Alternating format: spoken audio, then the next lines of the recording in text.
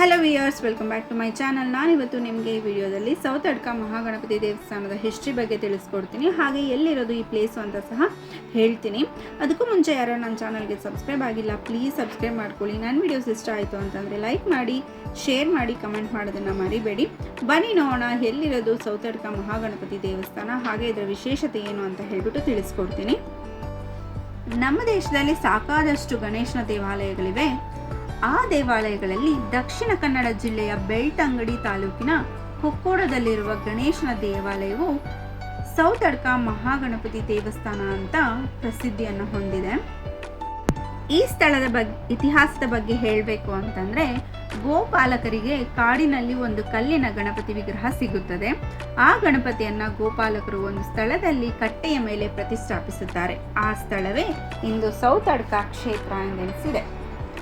ಸೌತಡ್ಕ ಅಂತ ಹೆಸರು ಬರಲು ಕಾರಣ ಏನಪ್ಪ ಅಂತಂದರೆ, ಆ ಗೋಪಾಲಕರು ಪ್ರತಿದಿನ ಸೌತೆಕಾಯಿಯನ್ನು ನೈವೇದ್ಯವಾಗಿ ಸಮರ್ಪಿಸ್ತಾ ಇದ್ರಂತೆ. ಸೊ ಹಾಗಾಗಿ ಇದಕ್ಕೆ ಸೌತಡ್ಕ ಅನ್ನೋ ಹೆಸರು ಬಂದಿದೆ. ಹಿಂದಿಗೂ ಸಹ ಕೆಲವರು ಇಲ್ಲಿಗೆ ಸೌತೆಕಾಯಿಯನ್ನು ಅರ್ಪಿಸುತ್ತಾ ಆಚರಣೆ ಸಹ ನಾವಿಲ್ಲಿ ನೋಡಬಹುದು.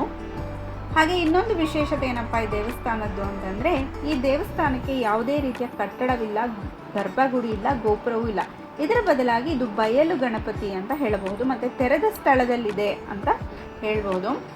ಹಾಗೆ ಇಲ್ಲಿನ ವಿಶೇಷತೆ ಏನಪ್ಪ ಅಂತಂದರೆ, ಇಲ್ಲಿ ಗಂಟೆಯನ್ನು ಹರಕೆಯಾಗಿ ಹೊತ್ತು ಭಕ್ತರಲ್ಲಿ ಗಣಪತಿಯಲ್ಲಿ ಪ್ರಾರ್ಥನೆ ಸಲ್ಲಿಸಿದಾಗ 2 ತಿಂಗಳೊಳಗಾಗಿ ಅವರ ಬೇಡಿಕೆ ಈಡೇರುತ್ತದಂತೆ. ಅದಾದ ಮರುದಿನ ಆ ಕ್ಷೇತ್ರಕ್ಕೆ ಹೋಗಿ ಗಂಟೆಯನ್ನು ಕಟ್ಟುವ ಪದ್ಧತಿ ಇದೆ.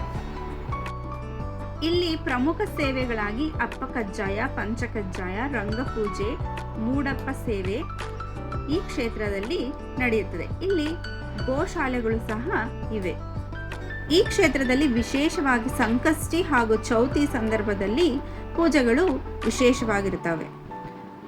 ಇಲ್ಲಿಗೆ ಹೇಗೆ ತಲುಪುವುದು ಅಂತ ಹೇಳ್ಬಿಟ್ಟು ನಾನು ಡಿಸ್ಕ್ರಿಪ್ಷನಲ್ಲಿ ಲಿಂಕ್ ಕೊಟ್ಟಿರ್ತೀನಿ, ಚೆಕ್ ಮಾಡಿ. ಈ ದೇವಸ್ಥಾನ ಧರ್ಮಸ್ಥಳದಿಂದ 16 ಕಿಲೋಮೀಟರ್ ದೂರದಲ್ಲಿದೆ. ಕುಕ್ಕೆ ಸುಬ್ರಹ್ಮಣ್ಯದಿಂದ 45 ಕಿಲೋಮೀಟರ್ ದೂರದಲ್ಲಿದೆ. ಹೋಪ್ ನಿಮಗೆ ಈ ವಿಡಿಯೋ ಇಷ್ಟ ಆಯಿತು ಅಂತ ಅಂದ್ಕೊತೀನಿ. ಇಷ್ಟ ಆಯಿತು ಅಂತಂದರೆ ಲೈಕ್ ಮಾಡಿ, ಶೇರ್ ಮಾಡಿ, ಕಮೆಂಟ್ ಮಾಡೋದನ್ನು ಮರಿಬೇಡಿ.